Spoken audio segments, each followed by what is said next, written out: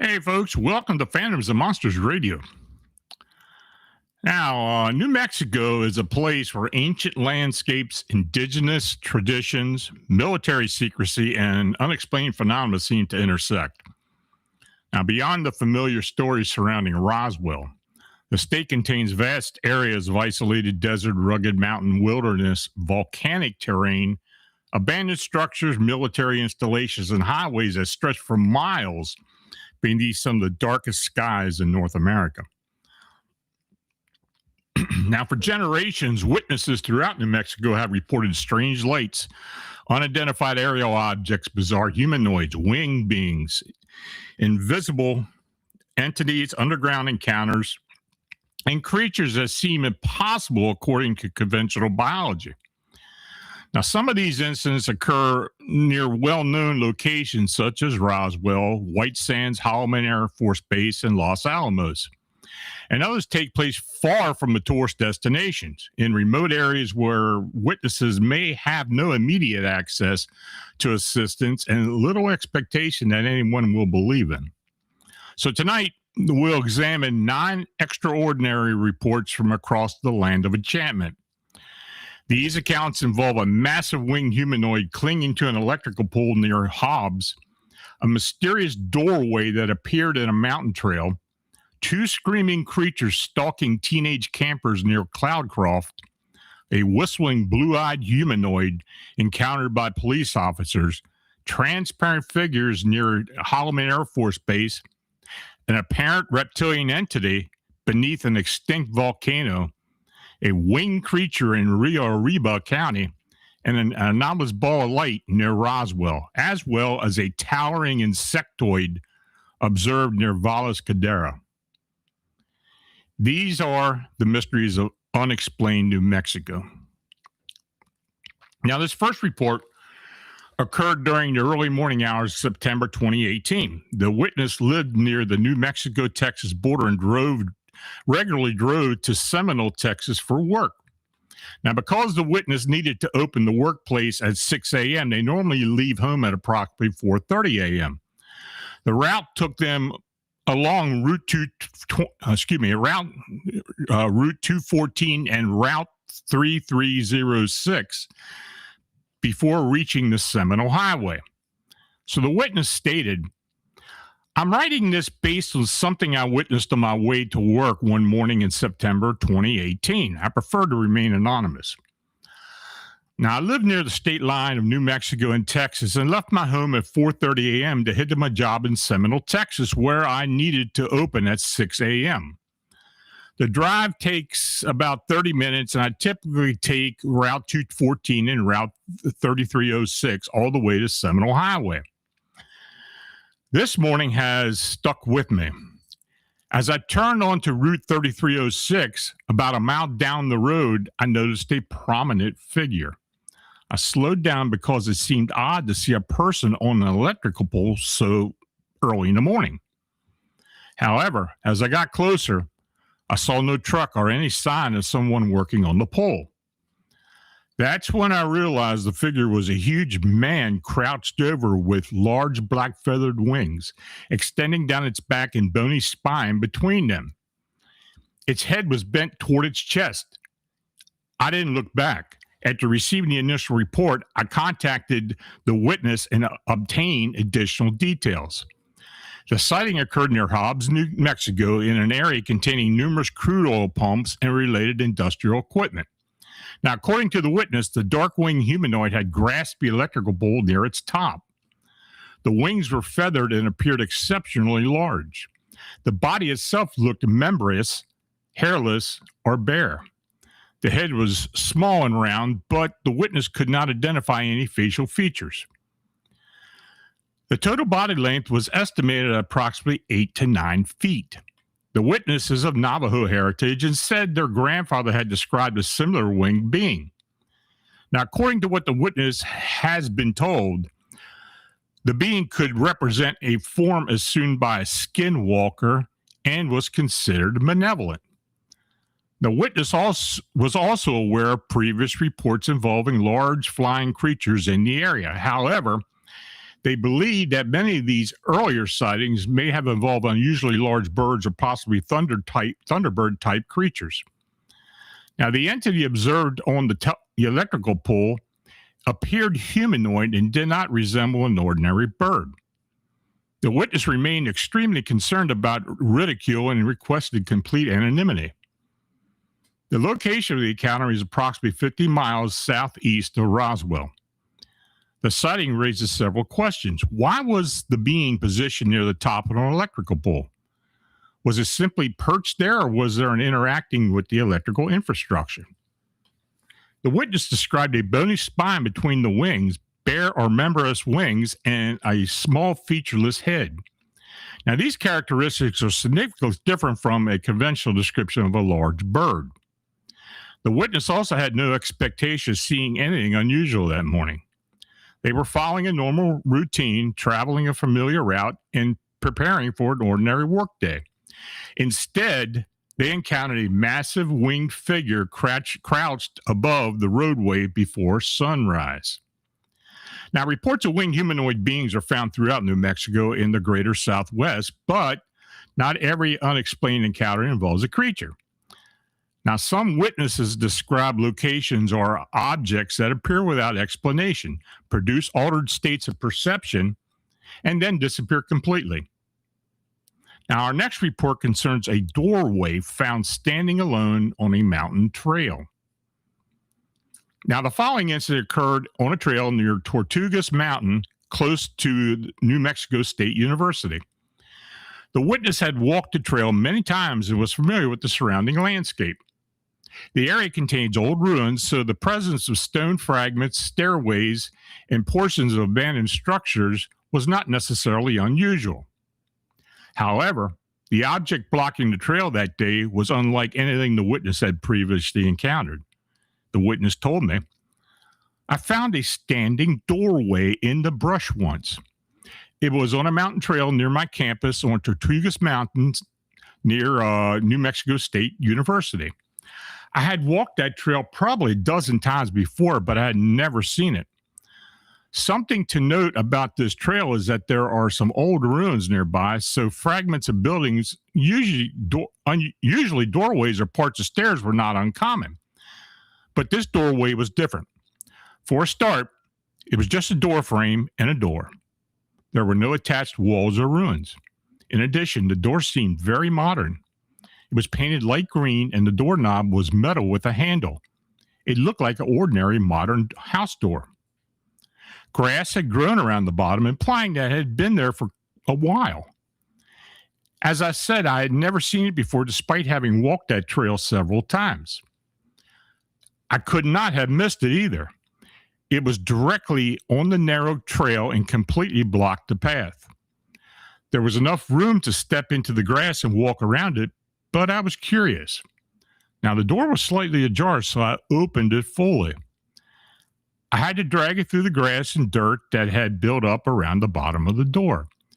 Then I stepped through it. Immediately, something felt wrong. The best way to describe it is like a strong déjà vu. Everything took on a weird dreamlike atmosphere, and I felt slightly outside my own body.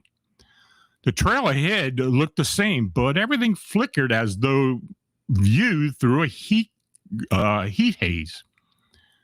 The colors appeared extremely saturated as well.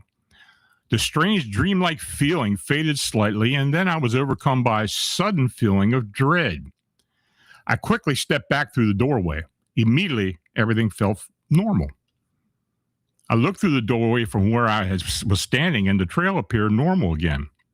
I closed the door and walked around it. Nothing strange happened during the remainder of the hike. I returned to the trail several more times, but never saw the doorway again. A lot of strange things are reported on that mountain. Now, the witness's description contains several notable details. First, the doorway appeared to have been standing on the trail long enough for the grass and dirt to accumulate around its base. Yet the witness had repeatedly traveled the same narrow trail and had never seen it before. Second, the doorway did not appear ancient or connected to any nearby ruins. It looked like a modern residential door with a light green surface and a metal handle. Third, stepping through it apparently produced an immediate perceptual change. The witness experienced intense déjà vu, altered colors, visual flickering, and a dreamlike atmosphere, and a sensation of being partially outside the body. The effect ended as soon as the witness stepped back through the doorway. The door then disappeared before the witness returned to the trail. Stories involving mysterious doors, staircases, arches, and openings found in wilderness areas have been reported in many locations. In some accounts, the structures appear where no building should exist. Witnesses occasionally describe unusual silence, altered light, disorientation, missing time, or an overwhelming warning not to continue. Now, in this case, the witness did cross the threshold, but immediately retreated after experiencing the intense sense of dread. Now, whether the doorway represents an unexplained physical object, a temporary environmental anomaly, an altered state of perception, or something resembling a portal remains unknown. The witness did not describe missing time, physical energy, or continuing effects. However, the door's disappearance suggests that it was not simply an overlooked remnant from the surrounding ruins. Now, the doorway near Tortugas Mountain appeared without explanation and vanished just as mysteriously.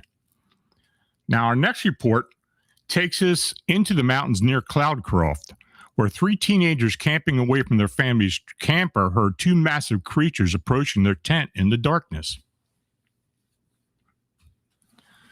Now, the witness was born and raised in Roswell, New Mexico. Because of Roswell's reputation, the witness had grown accustomed to alien stories and generally approached strange claims with skepticism. However, an encounter during a family camping trip near Cloudcroft left the witness with no logical explanation. Now, at the time, the witness was 17 years old. He was camping with his cousin Cam, also 17, Cam's 13-year-old brother Nick, and their aunt and uncle. The family was staying in the Lincoln National Forest in a remote location that the witness's uncle had discovered. They were not using an established campground. The uncle had recently purchased a camper, but the 3 teenagers chose to sleep inside a tent approximately 60 yards away. So the witness tells me, "I'm from Roswell, New Mexico. I was born and raised there. I grew up dealing with alien nonsense my entire life. I'm a logical thinker and have experienced strange things in the past, but I always tried to explain them logically. What I am about to describe is something I cannot explain, and I'm hesitant to even think about it. We were camping near Cloudcroft in the Lincoln National Forest.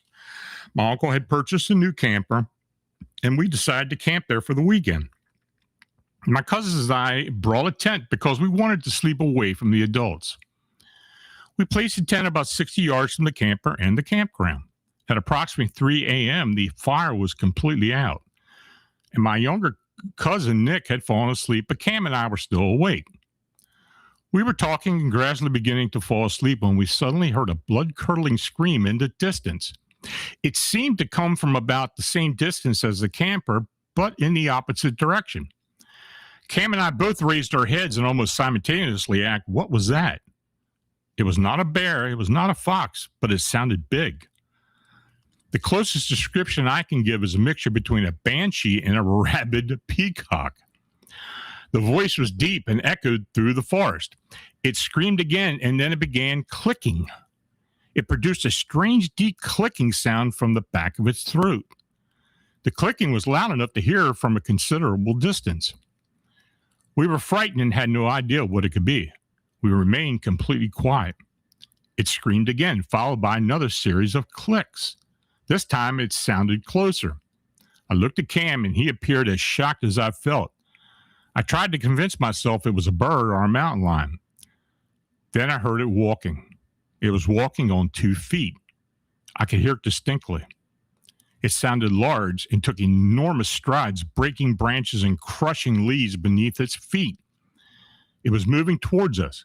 It screamed and clicked again. It seemed to be approximately halfway to the tent. Suddenly, we heard another scream and clicking from a different direction. It sounded just as close as the first creature. The second one sounded more aggressive, angrier, and more dominant. The first creature responded with another series of clicks. That was when I realized that they were communicating. Cam and I were terrified. I had brought an axe into the tent, but I was afraid to move. Then both creatures began walking towards us. They were both moving on 2 legs and were no longer screaming or clicking. It sounded like they were attempting to sneak toward the tent. The first creature suddenly screamed again. It was now approximately 15 yards away. The second creature answered with more clicking. I could hear both stepping on branches and leaves.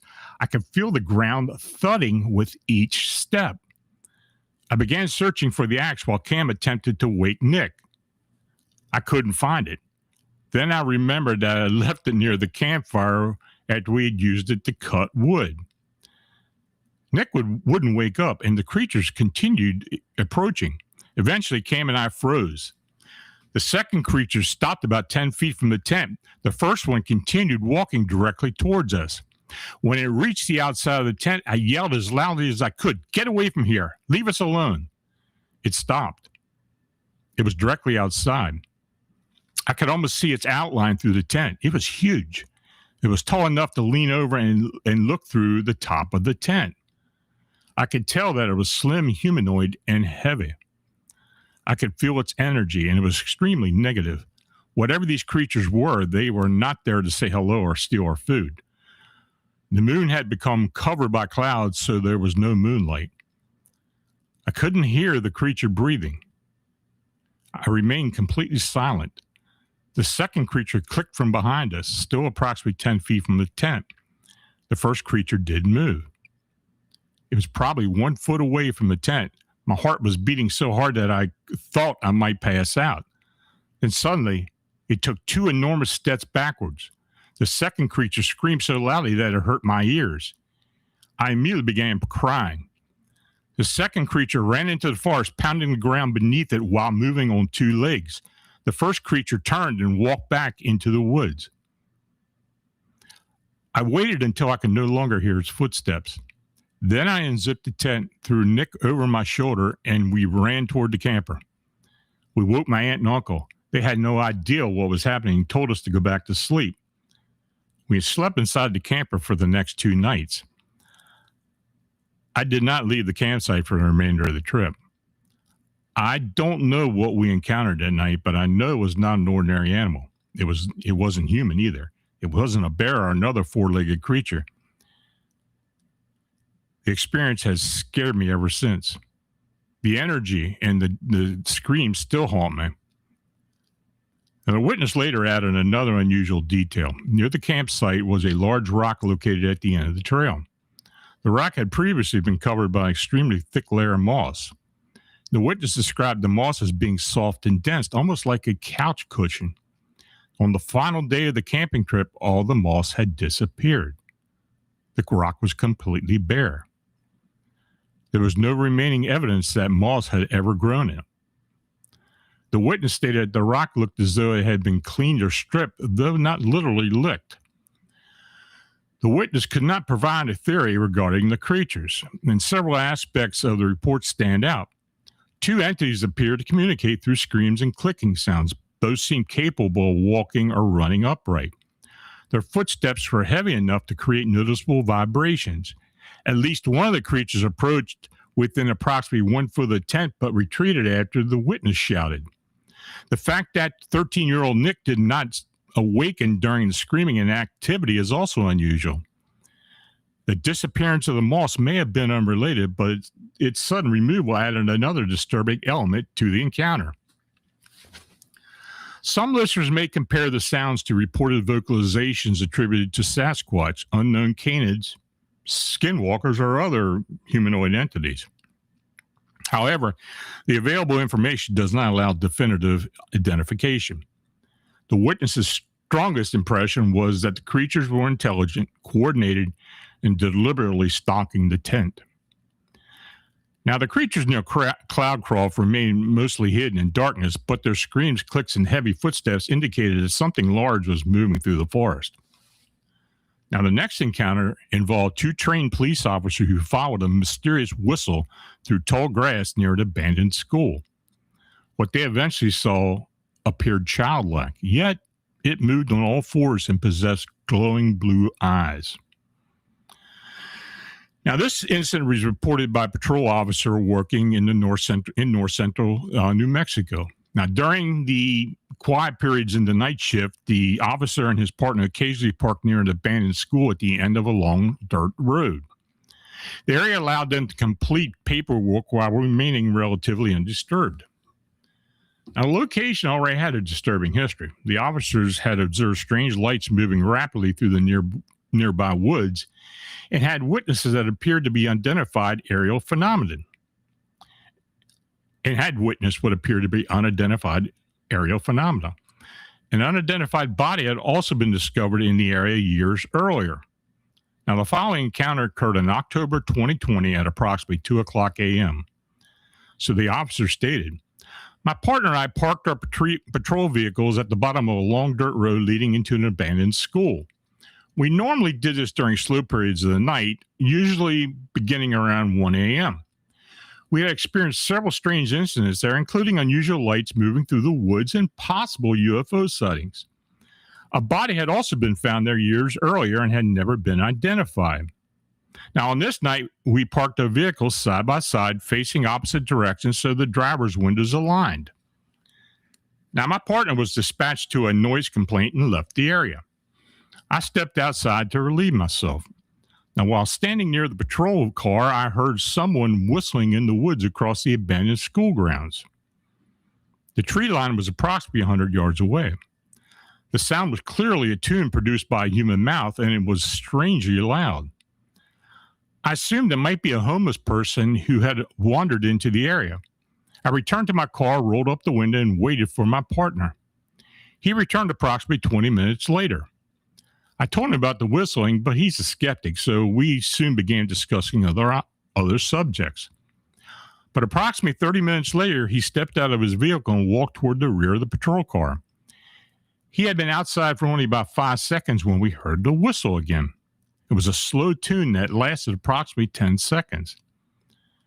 My partner returned to my window. His face had turned pale. We decided to investigate. We grabbed our flashlights and slowly crossed the field. The grass was waist high. When we reached the middle of the field, we heard the whistle again. This time, it appeared to come from our right near the abandoned school. We directed the flashlights toward the building. Then we saw the grass begin to move. There was no wind, and the grass around us remained still. It looked as though something was crawling through the field. The disturbance moved slowly in a straight line towards us. We began approaching it. By that point, both of us had our hands resting on our firearms. The air was completely still and our breath was visible in the cold. We slowly moved and quietly. When we reached approximately 20 feet, the movement stopped. Then we heard the whistle coming from the exact location where our flashlights were shining. We froze. We were too frightened to speak.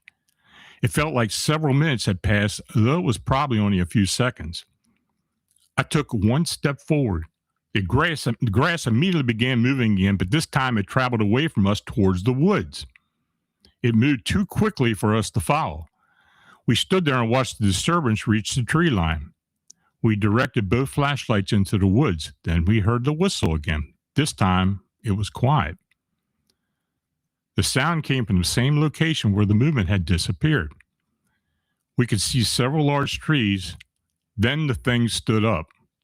It looked like a child, but it was not a child. It had humanoid form and illuminated blue eyes. Even though our flashlights were shining directly on it, the figure seemed to remain concealed in the darkness. Before we could speak, it stepped behind a tree and disappeared.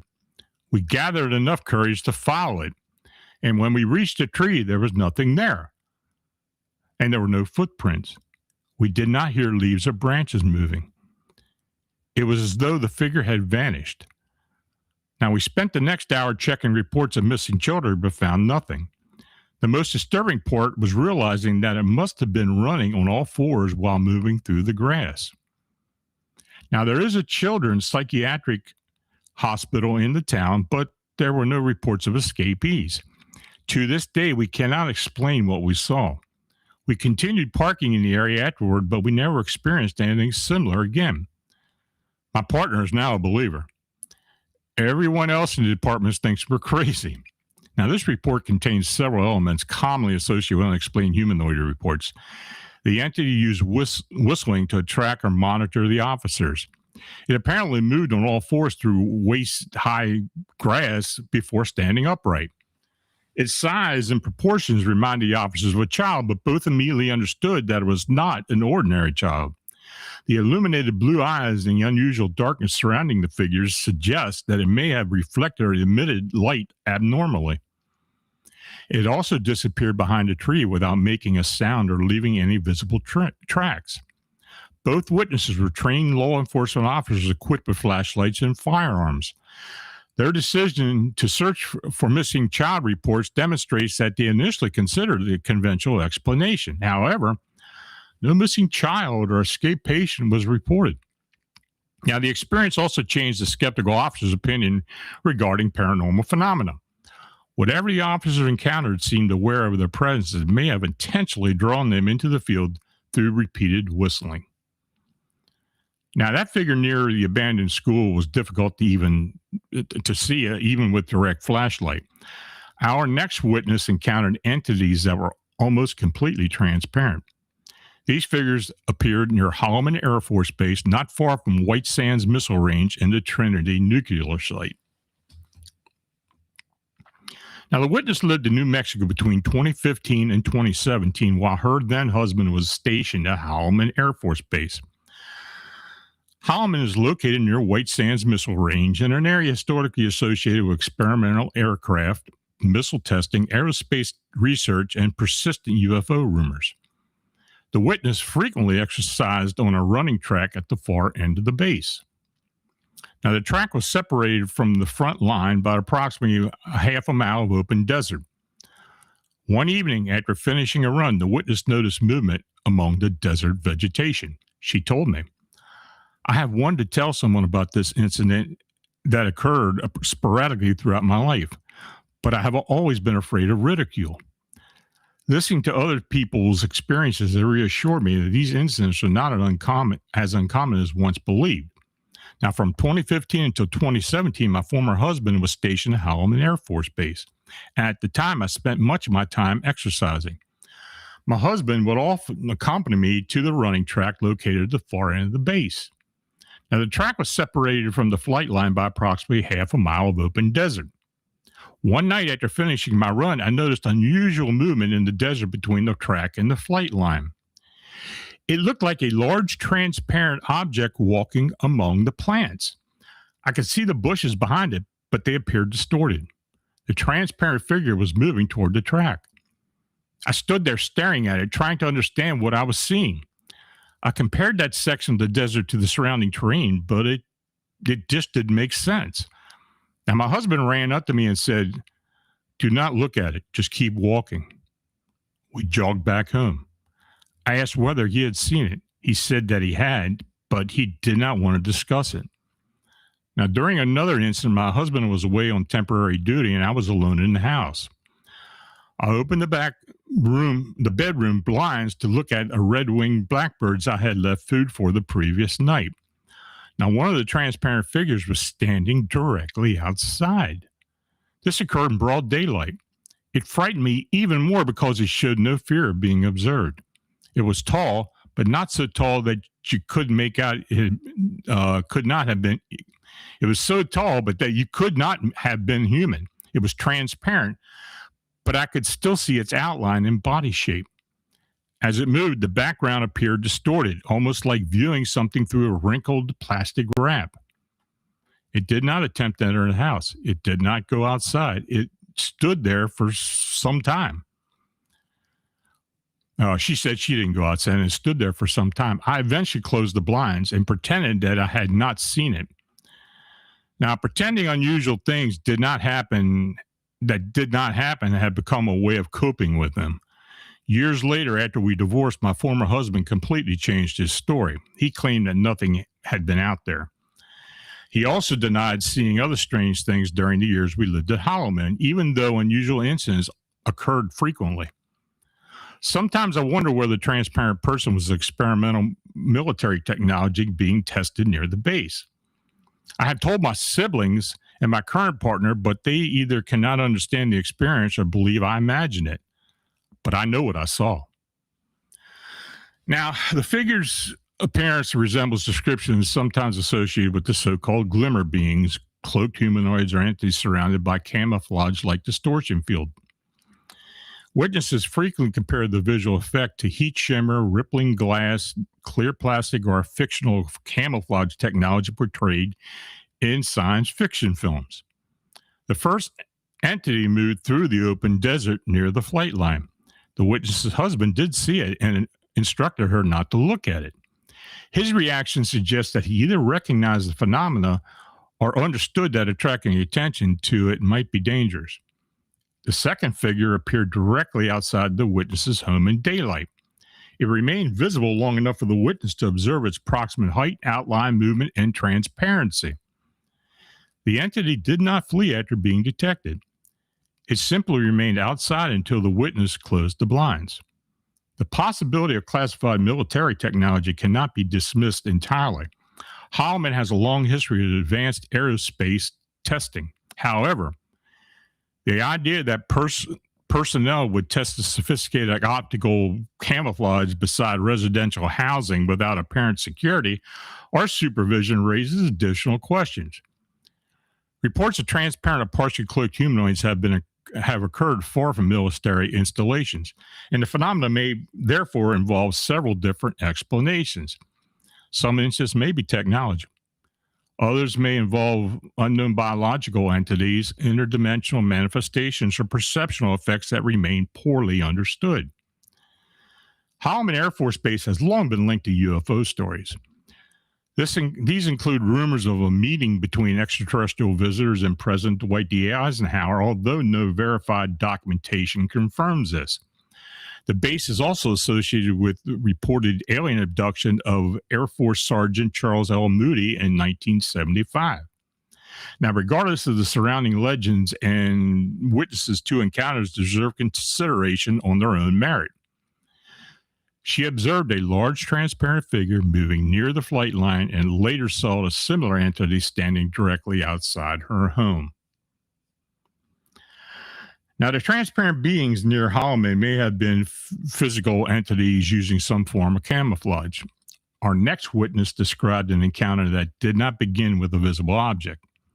Instead, while visiting the extinct volcano as a child, the witness felt her awareness separate from her body and descend into an underground tunnel. Waiting there was a small reptilian being. Now, this experience reportedly occurred in August of 1959. The witness was nearly 11 years old and was traveling with parents toward Colorado Springs. During the trip, her father unexpectedly decided to visit Capulin volcano in northeastern New Mexico. Now, Capulin is an extinct cinder cone volcano rising above the surrounding plains. The witness and her father climbed the volcano and descended into the crater before returning to the visitor center. The witness then urgently needed to use the restroom. She stated, "In August 1959, my parents and I were traveling to Colorado Springs for a vacation. This occurred before my 11th birthday. And for reasons I do not know, my father decided that we'd stop at Mount Capulin, an extinct volcano in northeastern New Mexico. My mother remained at the visitor center while my father and I climbed the side of the volcano and descended into the crater. We eventually returned to the visitor center. I urgently needed to use the restroom. And as I walked through the building, I suddenly felt myself stop in mid-step. I felt my mind lift out of my body and drop directly through the floor. I cannot imagine how far downward I traveled. The descent ended inside an arched tunnel deep underground. The tunnel was illuminated by orange lights. Standing in front of me was a small being that I now believe was reptilian. I estimated it was approximately 4 foot tall. It wore a gray robe with long sleeves and a hood. The only facial features that I could clearly see were oversized, intense, dark eyes. In its left hand, it held an object that today might resemble a tablet computer. I could not determine the exact number of fingers, but it had a thumb. In its right hand, it held a stylus. It looked directly at me and communicated telepathically. It sounded annoyed. It said, "What are you doing here? We are not ready for you yet." Immediately, my awareness traveled upward through the ground and returned to my body. I found myself standing in the visitor center exactly where I had been before the experience.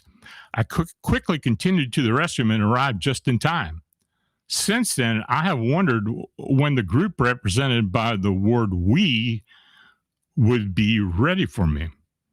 I later experienced other encounters involving UFO-related entities. One involved a man in black wearing a black warrant officer's uniform and driving a yellow Mini Cooper near a military base in Iceland.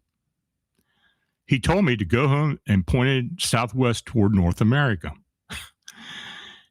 It is possible that other entities visited me later, and I just don't remember. Thank you for allowing me to tell my story. Now, this Capulin experience features out-of-body experiences, telepathic contact, underground-based narratives, and possible screen memories. The witness did not physically disappear from the visitor center, at least according to her recollection. Her consciousness appeared to separate from her body and descend into the underground installation. The reptilian entity seemed surprised by her arrival. Its statement, "We are not ready for you yet," implied that the witness was known to the beings and expected at some future time. Now, the device held by the entity resembled technology that wouldn't become familiar to the general public for several decades. In 1959, a thin handheld computer or digital tablet would have had no common cultural reference. The orange lighting and arched tunnel, robe, stylus, and apparent data device remained embedded in the witness's memory. It is impossible to determine whether the witness perceived an actual subterranean location, entered a non-physical environment, experienced spontaneous remote perception, or underwent another form of altered consciousness. The setting remains significant. Volcanic mountains, caves, and underground formations frequently appear in reports of hidden beings and unusual aerial activity. Capulin volcano is an extinct formation with no confirmed connection to underground entities. Nevertheless, the witness believed that her awareness descended beneath the volcano before encountering the robed figure. Now, the Capulin witness described a reptilian being that seemed to know something about her future. Now, the next report returns to a subject of winged creatures. This encounter occurred at Rio Arriba County, where a black figure moved toward two vehicles, spread enormous wings, and exposed a face with yellow eyes and protruding fangs. Now, the witness was 15 years old when the encounter occurred in 2005. She was traveling with her cousin near Tierra Azul in Rio Arriba County in New Mexico. Another vehicle was traveling ahead of them. The witness initially noticed what appeared to be a piece of black trash blowing across the road, and as it moved closer, its form became disturbingly humanoid. The witness tells me, "I wanted to describe something my cousin and I encountered near Tierra Azul in Rio Arriba County. I was 15 years old at the time, so the incident occurred in 2005. There was another vehicle traveling in front of us. Suddenly, a black figure. At first, it looked like a piece of trash blowing in the wind. As it came closer, it began to resemble a runner holding its hands flat in front of its body. However, it didn't look human. The vehicle ahead of us swerved, and during the next several seconds, everything seemed to slow down. The creature was positioned near the right shoulder of the road. It began moving toward our car. Then it jumped and spread its arms. Wings extended from the body. The wingspan appeared approximately as wide as our vehicle from the driver's door to the passenger door. Its face was terrifying because it was not human. It had small yellow eyes and two fangs. Looking back, the face reminds me somewhat of descriptions of the Mothman. It had no visible ears. The face appeared almost blank except for the eyes and fangs. The fangs extended approximately 3 to 6 inches from its mouth. There was a white V-shaped marking on its chest. Its fur was grayish, white, and brown. The coloring reminded me of a deer or an owl. The legs were straight and resembled goat legs. I now understand that the backward jointed appearance is called a hawk. The creature stood approximately 4 to 5 foot tall. The wings seemed to extend from the sides of the rib cage like a glider. They extended beyond the arms. The wings resembled bat wings and were extremely large. Now, the witness later learned that her cousin may have encountered the same creature again several years later. The cousin had traveled to check on a double-wide trailer located off the electrical grid. She immediately felt disturbed and decided to remain inside her van. And according to the account relayed through the witness's aunt, the cousin's young daughter suddenly began screaming and pulling on the driver's headrest. The child repeatedly said, "It's going to get us." Near the trailer, the cousin saw two yellow eyes looking around the side of a tree. The eyes would appear and then hide again. The cousin immediately drove away. Now, the trailer was located approximately 1 mile from the original 2005 sighting. The family believed the same creature may have returned to the area. Now, the original description is unusual because the entity exhibited characteristics of several different animal groups. It had fur resembling that of a deer or owl, legs with visible hocks, a nearly featureless face, yellow eyes, long fangs. The wings resembled that of a bat or other gliding mammal. The wings appeared to extend from the rib cage rather than extend exclusively from the shoulders. The creature initially moved like a runner, then jumped and deployed its wings as it approached the vehicle. The white V-shaped chest marking is especially distinctive. Similar markings have occasionally been described on unknown winged creatures and large anomalous birds. The witness did not report a collision, physical contact, or a vehicle damage. However, the vehicle ahead swerved, suggesting that the occupants may have seen the figure. The later incident involving yellow eyes peering from behind a tree occurred near the original location and may indicate that the being remained in the area for years. Now, the winged creature from Rio Arriba County appeared solid and biological, though its combination of characteristics defies even easy classification. Now, the next report involves a luminous object that moved beside a vehicle approximately moving at 17 miles an hour. The object followed the van near Roswell before stopping instantly in midair. Now, during the summer of 2019, a touring band performed a show in Roswell, New Mexico. One of the musicians had been fascinated by Roswell and UFOs since childhood and was excited to finally visit the city. Now, after the performance, the band began an overnight drive to Tucson, Arizona, where they planned to pick up a friend at the airport. Approximately 45 minutes after leaving Roswell, the witness and the drummer saw a light near the highway. The witness tells me, in the summer of 2019, my band went on a West Coast tour and we performed in Roswell. I was extremely excited because I wanted to visit Roswell since childhood. Now, after exploring the city and playing the show, we began a long overnight drive towards Tucson. I was sitting in the front passenger seat while our drummer drove the first shift. We were traveling on winding back roads with an incredible view of the stars. Approximately 45 minutes outside of Roswell, we approached a bend in the highway. We noticed a light to the left of our van. Now, at first, we assumed it was attached to a barn or another structure on private property. That explanation changed when the light began moving and keeping pace with the van. The highway curved toward the right, so we weren't simply circling a stationary light. There was no access road between us, so it was not another vehicle. The light continued following us while we traveled approximately 75 miles an hour. It moved in and out of the tree line. Sometimes it disappeared behind the trees and then quickly emerged again while effortlessly matching our speed. The light was not extremely bright in conventional sense. It appeared to be a glowing ball approximately 15 foot in diameter. It looked bright, but it did not illuminate the surrounding trees or ground. Now, at one point, it came within approximately 20 feet of the left side of the van. It was simply there. The drummer and I began shouting and asking each other whether we were both seeing it. After following us for approximately 30 seconds, the light stopped instantly.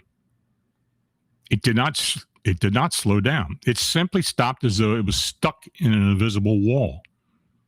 It remained approximately 10 feet above the ground beside the highway. We continued driving and watched it through the mirrors until the road carried us out of sight. We discussed possible explanation for hours. But we never found one.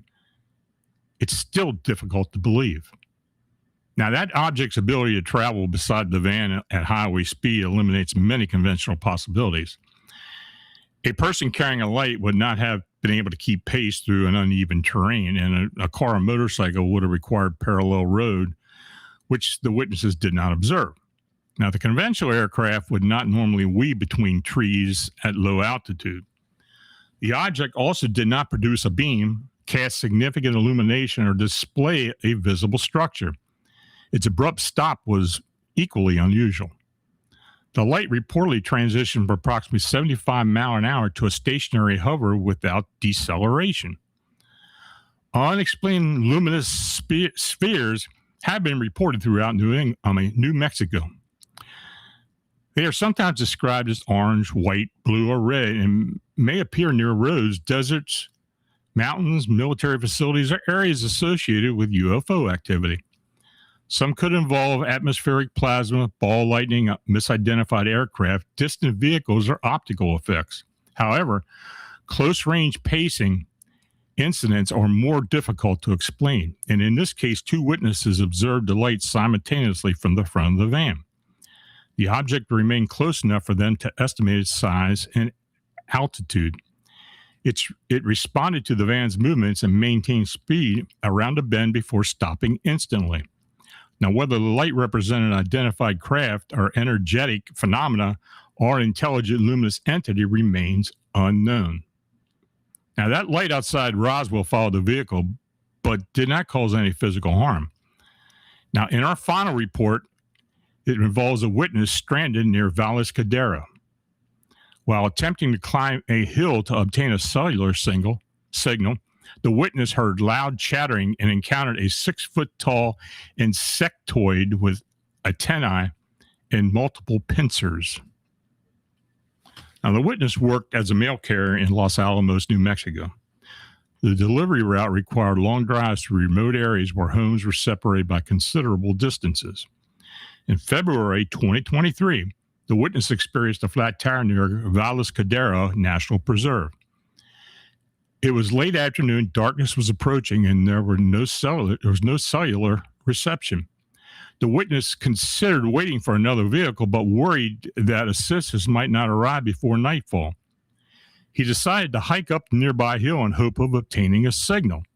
So the witness tells me, I'm a mail carrier in Los Alamos. People in the area live far apart, so I spend much of each day driving through the remote terrain to deliver mail. In February 2023, I was near Valles Cadero National Reserve when one of my tires blew out. It was late afternoon and darkness was approaching. The temperature drops quickly at night. Cellular service is unreliable in the area, and I had no signal. My options were to wait for another vehicle or climb the hill and attempt to obtain reception. If I failed to return, the post office would eventually send someone to find me, but that could have taken hours. I did not want to remain alone beside the highway after dark, so I decided to climb the hill. I believed I could reach the top and return before nightfall. Now, when I was approximately halfway up, I stopped to rest and drink some water. While sitting on a rock, I heard a strange sound. It was loud chattering. It reminded me of cicadas from when I lived in the eastern United States. The sound appeared to come from behind a rocky outcropping directly ahead. I did not see another route, so I moved slowly toward it. I stepped on a loose rock and lost my footing. I slid several feet before stopping myself. The chattering immediately stopped. Then I saw something move from behind a boulder. It was a thin insectoid approximately 6 foot tall. It had a head resembling a grasshopper, 2 large antennae extending from its head. A pair of large pincers extended from the upper torso or thorax. A smaller pair of pincers were positioned beneath the larger pair. The creature moved quickly to the left and then to the right and then left again. It stopped approximately 20 foot away. It was horrifying. I didn't know whether to run or remain still, and after looking again at the pincers, I decided to retreat. I slowly backed away and attempted to mimic its side-to-side movements. The creature remained still and watched me. Then my cell phone suddenly began ringing aloud. The creature's antennae immediately snapped upward. It turned and ran quickly down the hillside. I ran the opposite direction. I stumbled and fell several times while descending the hill. I eventually reached the road near my mail truck. I climbed inside and remained there. I hoped the creature would stay away. I briefly saw it again around the hill. I remained locked inside the truck for several hours. I did not dare leave. Eventually, a car arrived and the driver gave me a ride back to town. What did I see? I have heard stories about strange creatures in the New Mexico desert, but this was almost impossible to imagine. I have not told anyone except my girlfriend. So the witness described a creature with a distinctly insect-like body plan. It stood approximately 6 foot tall and possessed a grasshopper-shaped head, large antennae, and 2 pairs of pincers. Its movements were rapid, lateral, and deliberate. Now, the being watched the witness but did not immediately attack. When the cell phone rang, its antenna reacted to the sound before it fled down the hill. The ringing phone creates an interesting detail. Although the witness previously had no reception, a call apparently connected during the encounter. The sound may have startled the entity or interfered with its sensory system. The witness later observed the creature moving around the hillside while he remained inside the mail truck. Now, descriptions of large insectoid entities are relatively rare, but have appeared in close encounter accounts, alleged abduction experiences, remote wilderness sightings, and altered state encounters. Some witnesses describe mantis-like beings with triangular heads and elongated limbs. Other reports are of grasshopper-like entities with antennae, segmented bodies, and multiple appendages. Many such encounters occur indoors or aboard alleged unidentified craft. Now, this report is unusual because the witness encountered the insectoid outdoors during daylight in a natural environment. The creature appeared physically adapted to the rocky terrain and moved quickly across the hillside. It is unknown whether the being was biological, extraterrestrial, interdimensional, genetically engineered, or something else entirely. The witness was alone, stranded, and unable to document the creature. Nevertheless, the account contains specific behavioral and anatomical details that are difficult to dismiss as a vague misidentification. The being responded to the witness's movements, monitored him with his antennae, reacted to the ringing phone, and remained in the area after he returned to the truck. Now, the 9 reports examined tonight reveal extraordinary diversity in unexplained phenomena associated with New Mexico. Although those reports differ dramatically, several patterns appear repeatedly. Many of the witnesses were traveling through familiar territory, performing routine activities. They were driving to work, hiking an unknown trail, camping with family, completing police paperwork, exercising, visiting a tourist attraction, touring with a band, or delivering mail. They were not deliberately searching for monsters, portals, aliens, or supernatural manifestations. The phenomena intruded unexpectedly into ordinary life. Several witnesses had described altered perception. The doorway produced saturated colors, heat haze, distortion, déjà vu, and an out-of-body sensation. The transparent entities distorted the background like folded plastic. The blue-eyed humanoid remained surrounded by darkness despite the direct light of the flashlights. The Kaplan witness felt her awareness leave her body and travel underground. The Rio Arriba witness experienced a sensation at times slowing as the creature approached the vehicle. There were also indications of intelligence. The Cloudcroft creature communicated through clicking sounds and approached the tent from different directions. The whistling humanoid appeared to lure the officers into the field. The transparent entity stood outside a residence without attempting to hide. The reptilian being communicated telepathically and appeared to recognize the witness. The Roswell light matched the speed and direction of a moving vehicle. The insectoid watched the mail carrier, responded to his movements, and reacted immediately to the ringing phone. New Mexico's geography may also be relevant. The state contains isolated desert, volcanic formations, mountain forests, caverns, military testing grounds, restricted installations, indigenous sacred sites, and vast regions with limited populations. Such environments provide opportunities for unusual natural phenomena, secret technology, unknown animals, clandestine operations, and experiences that challenge our understanding of reality. The state's history of nuclear research, missile development, aerospace experimentation, and alleged UFO activity adds another layer of complexity. However, not every unexplained encounter can be attributed to military testing. Some reports involve entities and circumstances that do not resemble any known technological program. New Mexico has always been a land of contrast. Ancient cultures, modern weapons research exist within the same landscape. Traditional spiritual beliefs coexist with advanced scientific institutions. Remote wilderness surrounds some of the world's most technologically significant facilities.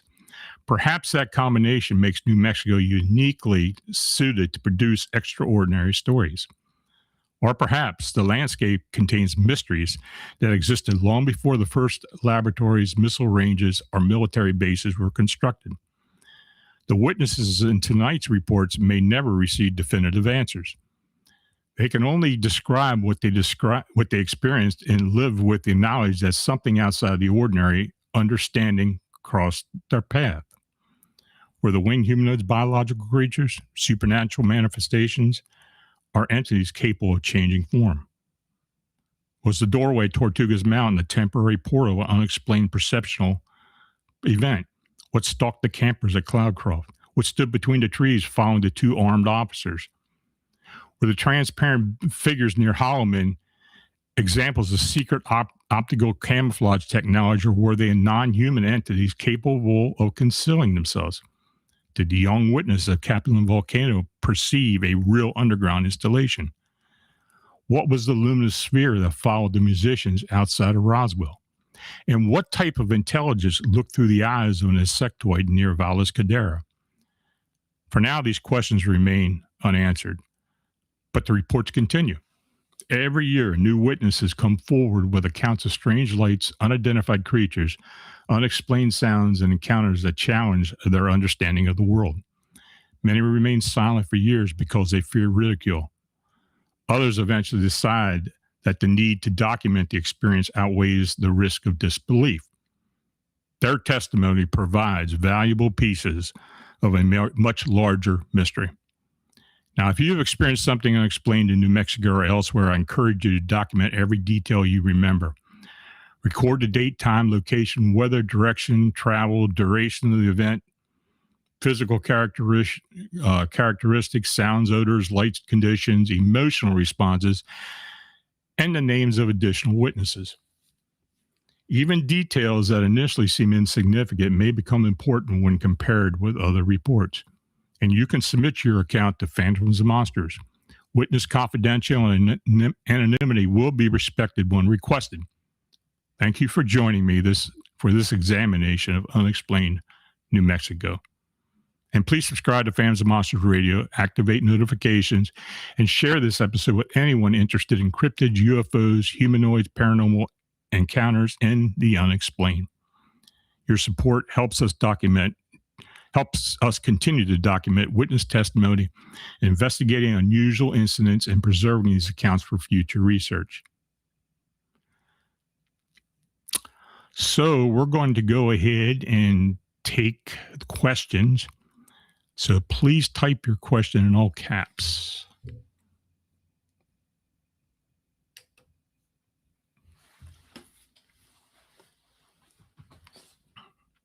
I run a little late tonight, folks, but I guess you don't mind.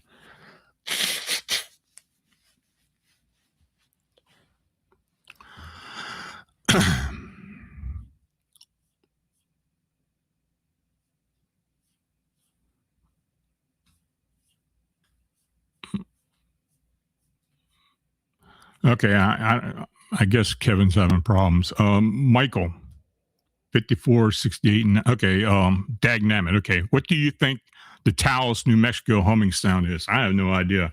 I think it's probably environmental. But I've heard so many different stories from people and witnesses and experiencers that I really don't know what to think of it. It seems to move, when people go to the area where the light is supposedly coming from, or the hums, because there are lights sometimes that show up, or where the hum comes from, there's nothing there. So, but this type of phenomenon is not unusual in desert environments. So, but I have no idea what it is. Michael, 54689, Lon, do you separate folklore from genuine unexplained phenomena? In the case of boys camping outside the camper, do the clicking sounds and screeches make a Wendigo seem plausible? Probably not, because, that was Michelle, I'm sorry.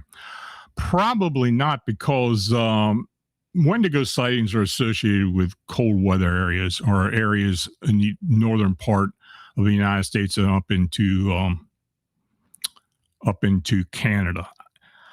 Very rarely we get anything associated with Wendigo that far south. I'm not saying it's impossible, but it's improbable.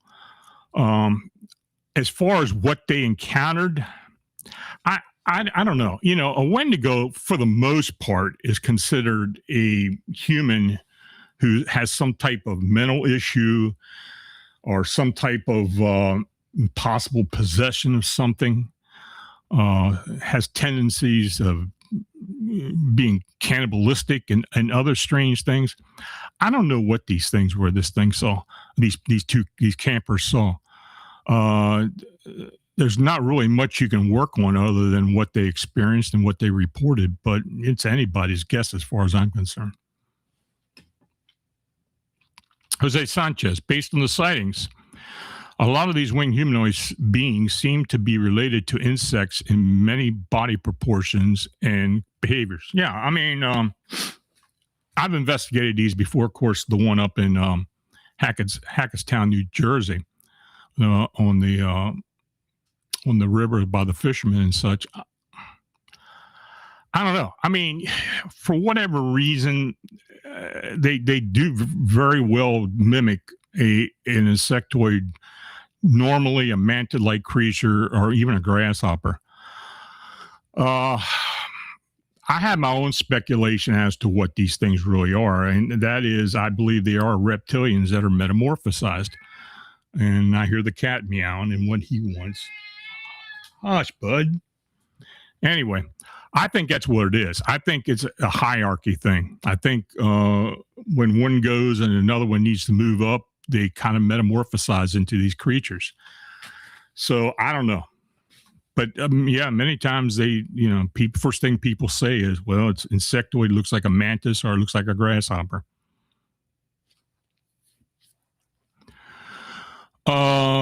Dagnammit, what are your thoughts on the Dulce, New Mexico underground installation beneath Archuleta Mesa? I don't know. You heard a lot of stories. Is there really a facility there? I mean, is it a layered facility, like 6, 7, 8 layers? There have been people who have swore that what they saw. And I just don't know. I really don't know. I mean, it's just one of those stories that we just really have no evidence of. It's all conjecture. And I don't believe many times the witnesses are very reliable, though there have been people who have supposedly been either removed or unliving because of it and because of the reporting. I don't know. I have reported on it many times. Occasionally I hear something new, but for the most part, it's usually the same story, but just with a little bit of a change. So I don't know what's really going on there. James Stewart, do you think the insect type creatures that people encounter are extraterrestrial or something else? No, I think they're either extraterrestrial or ultra-terrestrial. I don't think they're indigenous to our Earth plane. They come from somewhere, just like many cryptids and other beings. I just don't believe that they're beings that exist here for a long period of time. I believe they're just moving in and out from wherever they're coming from. Now, we don't understand how that process works. Of course, we may eventually, but it just doesn't add up as far as something that's there all the time.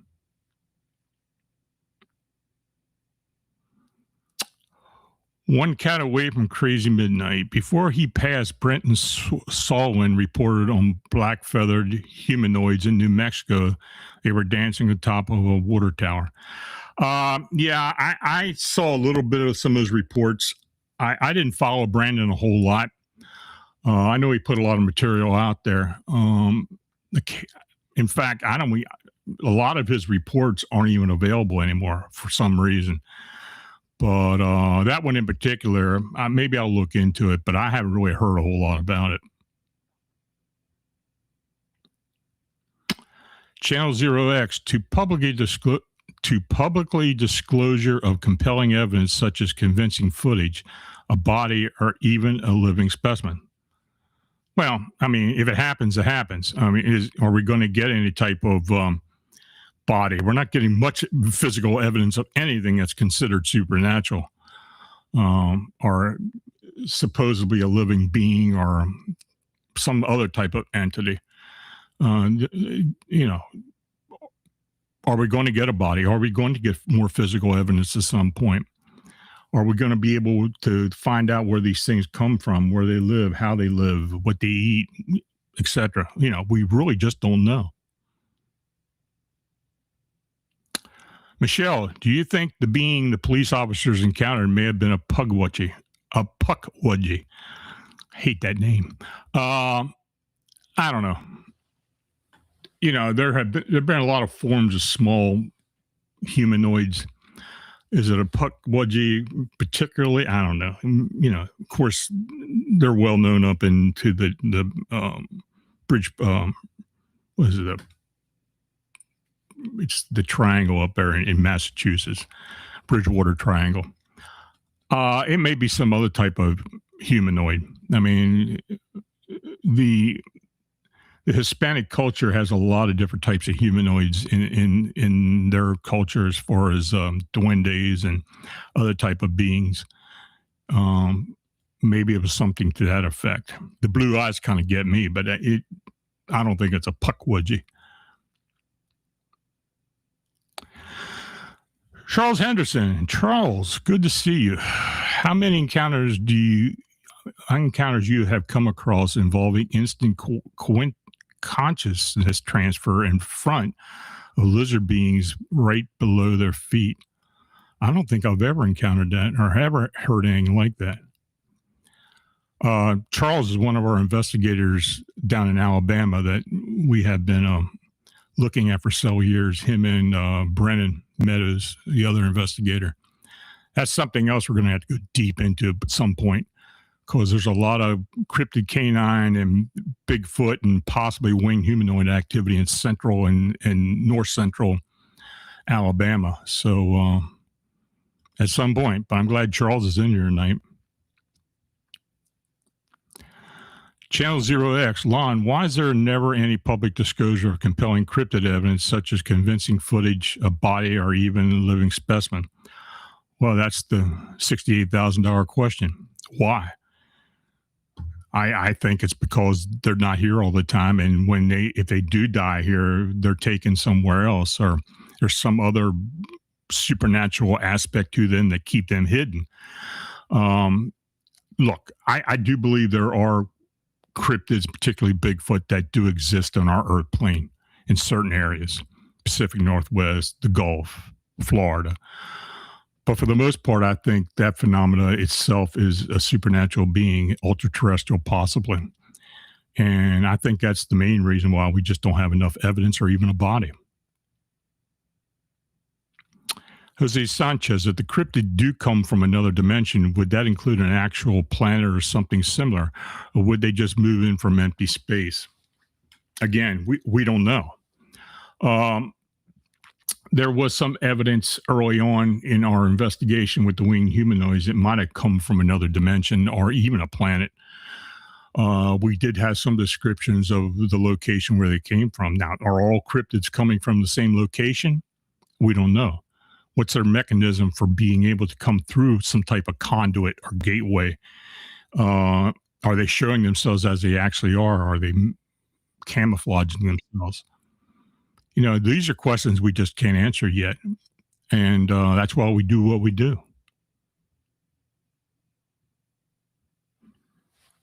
That's it. Okay, well, folks, I want to thank you all for coming in, listening, and participating in the chat. If you provided a donation, I truly appreciate it. Please like, subscribe, and share. So until we meet the next time, which will be next Friday, stay aware, trust your instincts, and remember, sometimes the strangest places are not that far away. Have a nice evening, great weekend. See you next Friday. Good night.